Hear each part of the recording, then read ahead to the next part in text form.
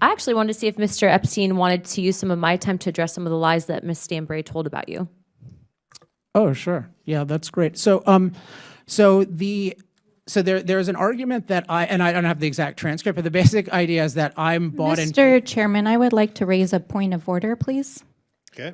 Mr. Chairman. Gentlelady will state a point of order. Yes, Mr. Chairman, I would like to inquire about the chair's read on the rules for this committee pursuant to what we adopted in terms of name calling and Can I take back some of my time right now because I'm interested in the your facts. time. We're gonna. Okay. Freeze your I just want to hear the facts from you. No. Okay. Hold on one second. There's a point of order. Yep. And Ms. Luna, your time is frozen. Thank you.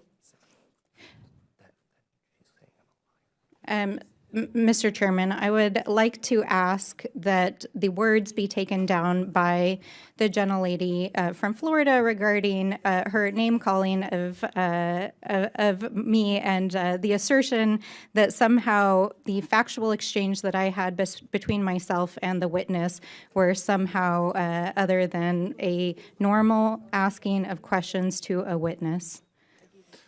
All right. Just give me 1 second. Thank you. Thank you. So what I want to do is real quickly read our rules of witness decorum.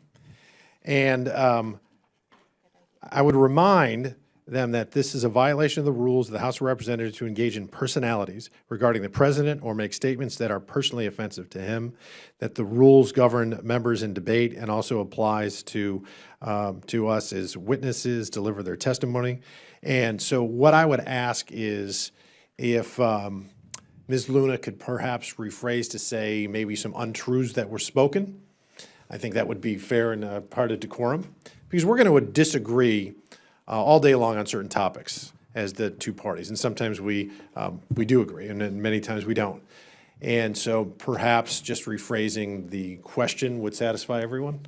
And Ms. Luna, you're recognized for your full 5 minutes. Mr. Epstein, would you please correct some of the mistruths spoken about you? I would like to hear your perspective on what is factually accurate. Sure. So there are two things that Representative Stansbury brought up. So one I think I addressed very clearly this idea of any kind of racism, and she attributed this as almost an exact quote, me talking about the racial superiority of Western culture, and I clarified probably 5 times that Western culture has nothing to do with race, and it's about ideas, particularly individualism, freedom, and reason. So it didn't seem very honest to me to portray me as saying racial superiority. It seemed like another attempt to discredit me. And I think there's an inability to actually refute any of my arguments. And I think the same thing is true with the attack that I'm somehow representing and paid for by the fossil fuel industry. First of all, if I were, which I'm not, we need representatives of the fossil fuel industry here because they have expertise on this issue, which is about oil. So that's one thing, but it's just factually false. So I came to all of my ideas independently, and I said, once I came to the conclusion that fossil fuels are good, of course I proudly tried to advise fossil fuel companies, including coal companies, how to tell their story better. But to use my expertise and my convictions and to claim that I am dishonest and should not be listened to when I made a compelling case, I didn't think that was appropriate. So Melanie Stanbury, a Democrat, Anna Paulina Luna, Republican from Florida. Anna Paulina Luna is basically just trying to discuss fossil fuels and energy with a witness. And she wants to know whether or not the Democrat was honest. And they have to go through the rules of decorum and make her say untruths. Because Ms. Stanbury doesn't like what this witness is saying. He's basically saying that we need to explore all options for fossil fuels and why, when we have ample resources here in the United States, can we not use them? And communist China, which is producing far more carbon emissions than we are here in the United States, they're polluting the world far faster.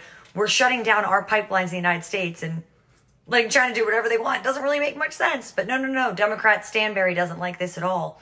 So she's making racial allegations and saying he's bought and paid for by the fossil fuel industry.